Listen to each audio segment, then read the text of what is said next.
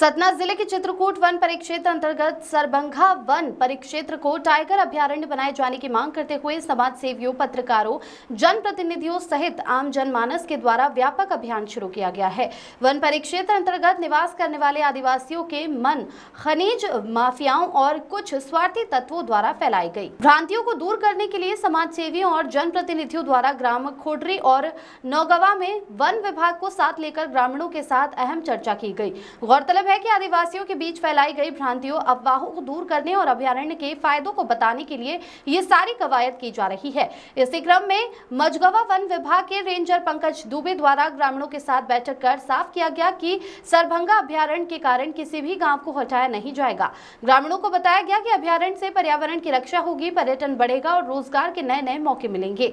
लोगों से अफवाहों पर ध्यान न देने की अपील की गई। तो वहीं ग्राम नौगवा में समाज सेवी आशुतोष द्विवेदी द्वारा चौपाल लगाकर ग्रामीणों को संबोधित किया और अभयारण्य बनने के बाद इस क्षेत्र की किस्मत को कैसे बदला जा सकता है, इसके फायदे गिनाए गए। अभयारण्य बनने के बाद न केवल प्रकृति का संरक्षण होगा बल्कि स्थानीय लोगों को आर्थिक फायदा भी होगा। आशुतोष द्विवेदी के द्वारा भी ग्रामीणों को अफवाहों से बचने की सलाह दी गई। वन विभाग का कहना है कि ऐसी बैठकों का मकसद ग्रामीणों के डर को खत्म करना और उन्हें अभयारण्य के दीर्घकालिक लाभों से जोड़ना है। इसके अलावा कांग्रेस प्रदेश प्रवक्ता रितेश त्रिपाठी द्वारा भी ग्रामीणों के बीच जाकर अभयारण्य बनने के बाद होने वाले लाभों को बताया गया, जिसके बाद ग्रामीणों द्वारा चर्चाओं को सकारात्मक बताते हुए कहा गया कि वे अब गलत खबरों पर ध्यान न देते हुए सरभंगा वन्य अभयारण्य के लिए एकजुट होंगे।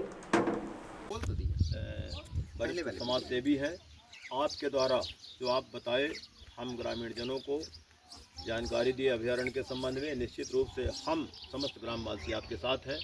जैसा ग्राम के हित में, यहाँ लोगों के हित में आप जैसा कदम उठाएंगे, मुहिम चलाएंगे, आपके साथ हम लोग रहेंगे। जहाँ भी चलना पड़ेगा, चाहे जिला प्रशासन के पास या कहीं भी, हम सब लोग गांव के तैयार हैं।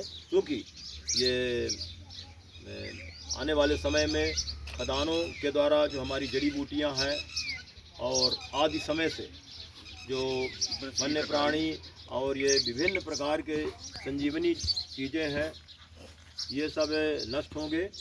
लकड़ियाँ जो जंगल के लोग उसी पर आधारित हैं, महुआ, तेंदुआ आदि आदि, ये सब, इसमें जो आप कदम उठाए हैं हम आपके साथ हैं। निश्चित रूप से इसमें आप लगें और हम लोगों को बताएं, सूचना दें, हम सब आपके साथ हैं। धन्यवाद।